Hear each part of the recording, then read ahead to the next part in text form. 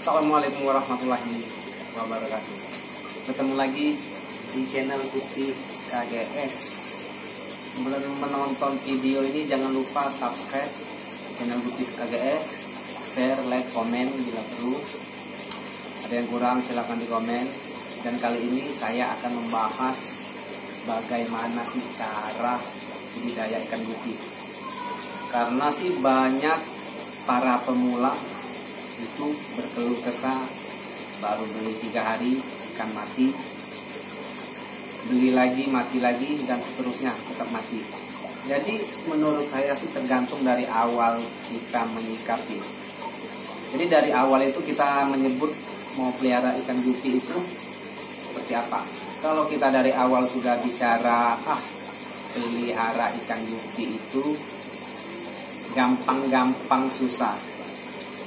Jadi kalau pemikiran sugesti gampang-gampang susah itu berarti gupi gampang, dibiakin di mana aja itu bisa, dan gampang, kasih makan apa bisa, susah, gampang susah, mentok di susah, dan hasilnya susah, ikan terus mati, sampai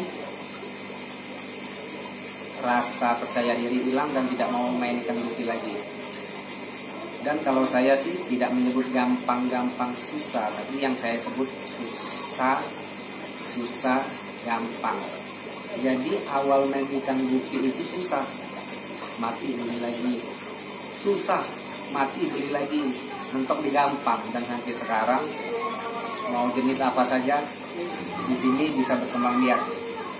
Jadi intinya awal, biasanya pemula itu sering menyebut mau cari gupi yang pemula itu jangan jenis albino karena rentan mati, jadi mentok di mata yang hitam. Jadi pemula lebih suka pelihara jenis mata hitam, bukan albino, karena lebih kuat, lebih tahan.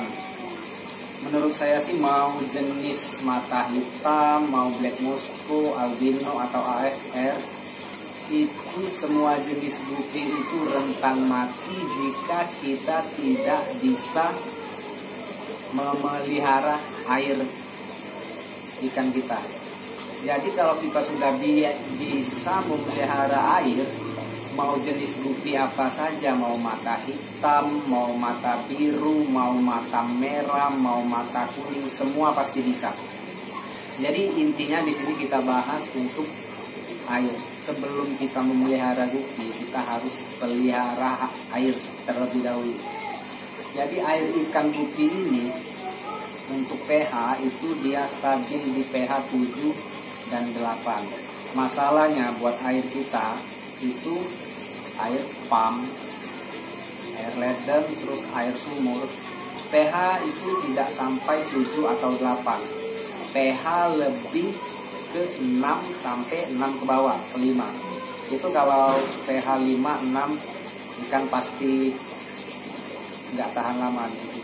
Jadi solusi untuk pH biar stabil itu kita harus pakai karang jahi. Jadi kalau kita air pH 5 kasih karang jahi, itu pH akan naik stabil, bisa 7, 8. Kalau mau tahu itu saya sudah share di YouTube sebelumnya menggunakan karang jahi, boleh cek di video sebelumnya itu. Jadi saya di sini pernah waktu farm di rumah yang lama itu pakai air ledeng, ikan tetap jadi, tapi saya air ledeng harus diendap dulu minimal 3 sampai 1 minggu biar kaporitnya tidak terlalu beracun bagi ikan. Di sini saya pakai air sumur yang kuning berkarat minyak, tapi ikan di sini tetap jadi, tetap sehat. Jadi saya solusi pakai karang jahi, terus pakai garam ikan, terus juga saya campur oksigenik. Ini oksigenik. Kegunaan oksigenik ini sih banyak. Bisa buat ikan sakit, hinggut, untuk gedek-gedek itu bisa semua. Untuk ikan sehat juga bagus untuk mencegah penyakit datang. Jadi buat para pemula, intinya sebelum memelihara ikan gupi, kita harus memelihara air terlebih dahulu.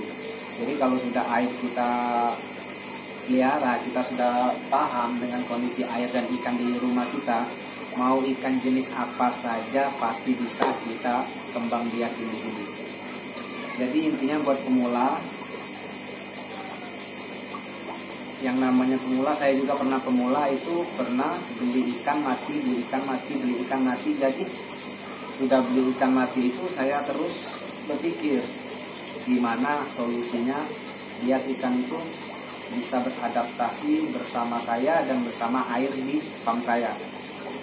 Jadi saya terus coba dengan cara-cara saya sendiri, lama-kelamaan tahu bisa, dan sampai sekarang ikan sehat.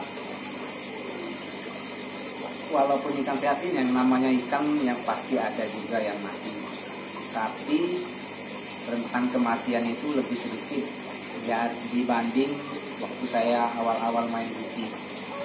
Jadi buat teman-teman, kalau main outdoor atau indoor itu sih tergantung dari keserasian kita. Jadi ikan itu, kita tuh harus paham sama ikan dan tuannya itu harus saling tahu.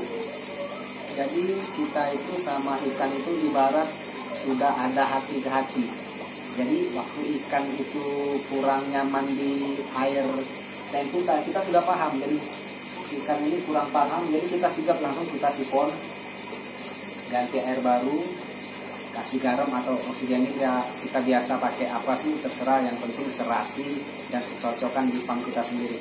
Karena setiap breeder, setiap penghobi gupi itu punya cara dan trik sendiri untuk mengembangbiakan ikan mereka. Jadi ini pengalaman dari saya. Buat teman-teman sih harus sering sharing sama suhu-suhu yang lain. Jadi dia pakai cara apa, terus yang lain juga pakai cara apa. Kita coba, kalau cara yang dari teman ini tadi nggak masuk, kita coba cara lain, coba-coba. Nanti pasti ketemu sendiri cara yang pas buat gupi di farm kita sendiri.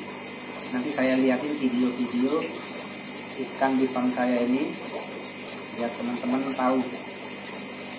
Mungkin itu saja sih yang bisa saya berbagi untuk hari ini.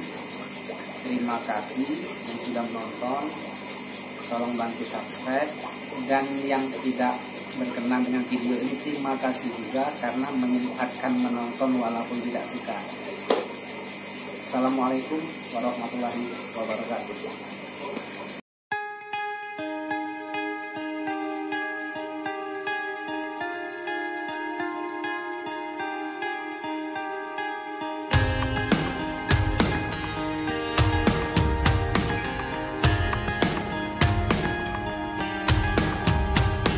Ingatlah dikala engkau sanggup melihat matahari, hangatnya masih terbawa untuk melangkah hari ini.